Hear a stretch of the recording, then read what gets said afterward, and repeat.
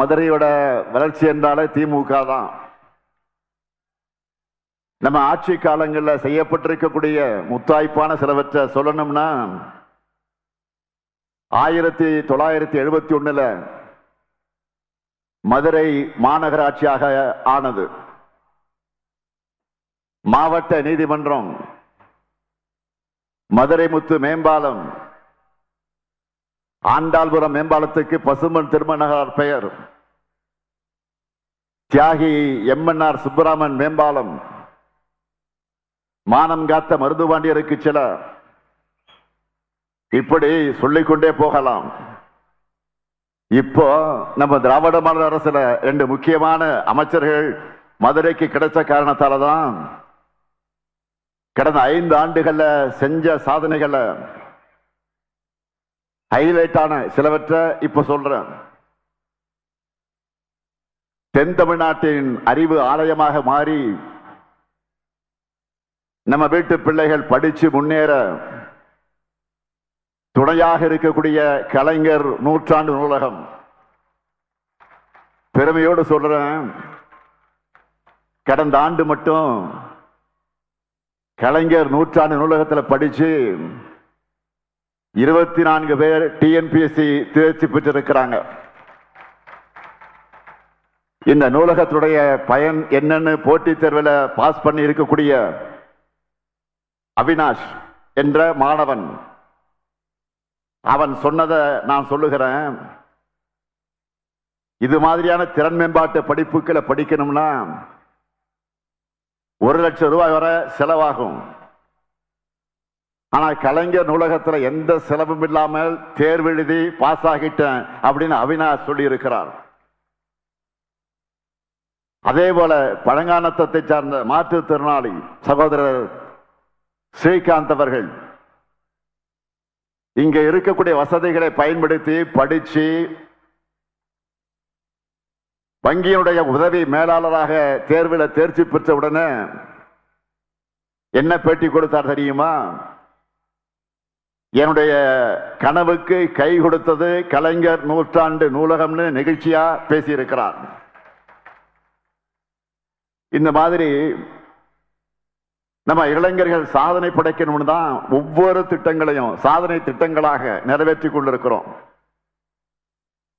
அடுத்து நம்முடைய பண்பாட்டு அடையாளமான ஜல்லிக்கட்டு போட்டிகளை சிறப்பா நடத்த வேண்டும் என்று அலங்காநல்லூர் கீழக்கரை பகுதியில கலைஞர் நூற்றாண்டு ஏறுதழுவு அரங்கம்.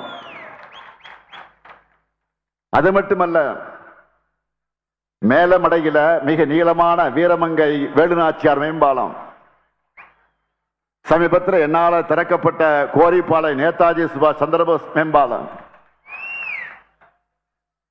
திருமங்கல கள்ளிக்குடி இடையிலான வீரபாண்டிய கட்டபொம்மன் மேம்பாலம், உலகத்தரத்தில் ஹாக்கி விளையாட்டு அரங்கம்,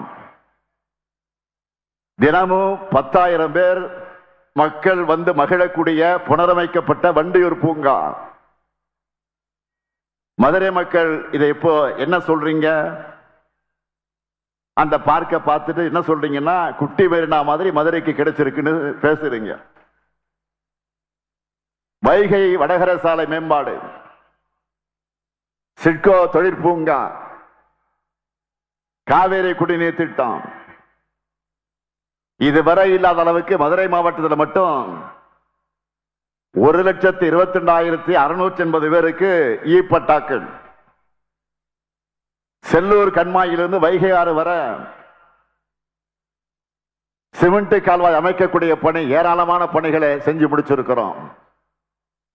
அது மட்டுமா, செல்லூர்ல பந்தல்குடி மேம்பாலம், கல்லழக திருக்கோயில்ல 40 கோடி ரூபாயில பக்தர்களுக்கான வசதிகள், திருப்பரங்குன்றத்தில் ரேப்கார் வசதி ஆகிய பணிகள் தொடங்க போகுது. பிப்ரவரி கடைசியில நான் மதுரைக்கு வந்தது உங்களுக்கெல்லாம் ஞாபகம் இருக்கா? 1,536 கோடி ரூபாய் மதிப்பிலான கூட்டு குடிநீர் திட்டத்தை தொடங்கி வச்சேன். கரிமேட்டில் அறிவியல் மையம், மதுரை எல்காட் பிணக்கு நிறுவனத்தோட உலகளாவிய சிறப்பு பொறியியல் மையம் விரிவாக்கம். நம்ம மதுரைக்கு பல ஆயிரம் இளைஞர்கள் அவர்களுக்கெல்லாம் வேலை வாய்ப்பை உருவாக்கக்கூடிய வகையில் முயற்சிகள் என்ற வகையில அந்த பயணம் அமைஞ்சது. அந்த நேரத்தில் ஆங்கில பத்திரிகைகள் எல்லாம் என்ன எழுதுனாங்க தெரியுமா? மதுரைய தென் தமிழ்நாட்டின் வளர்ச்சி மையமா மாத்திரம்னு ஸ்டாலின் முடிவு பண்ணிட்டார். அதுக்கான திட்டங்களை நிறைய கொண்டு வந்துட்டே இருக்கிறார் என்று எழுதினாங்க.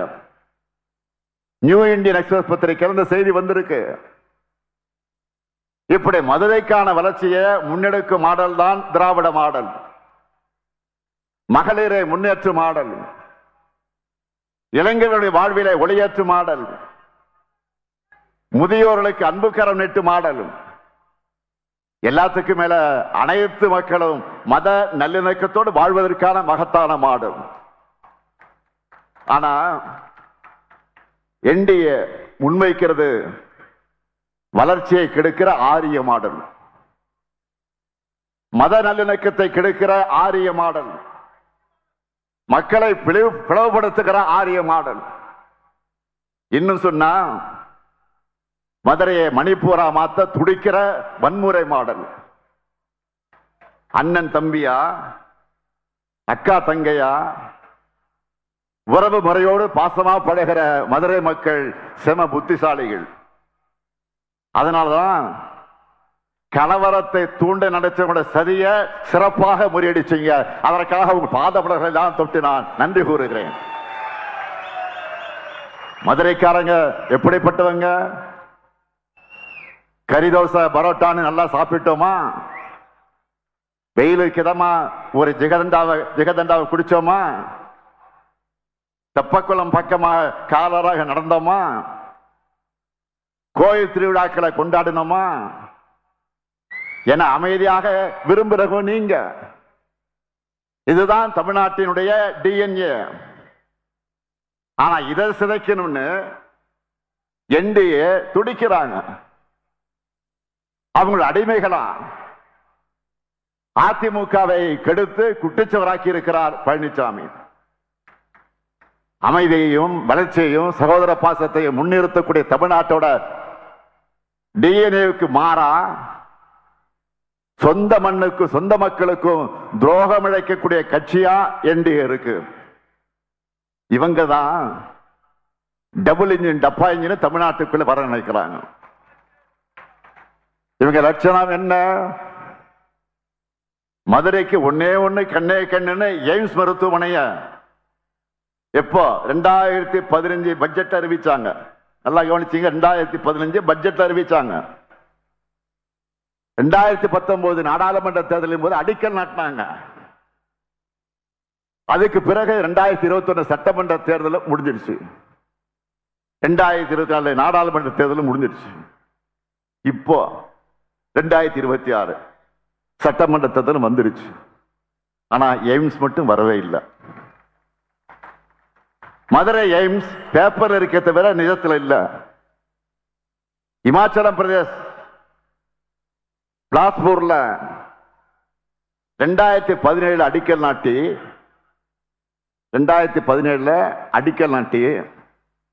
2022 ஒரு எய்ம்ஸ் மருத்துவமனைய திறக்க முடிஞ்ச அவங்களால மதுரை எய்ம்ஸை ஏன் உருவாக்க முடியல? இதுவே நம்முடைய திராவிடர் மாடல்னா பாருங்க. அடிக்கல் நாட்டி 1.5 வருஷத்துல மதுரையில கலைஞர் நூற்றாண்டு நூலாக உருவாயிடுச்சு. 1.5 வருஷத்துல சென்னை கிண்டியில கலைஞர் நூற்றாண்டு உயர் சிறப்பு மருத்துவமனை உருவாயிடுச்சு.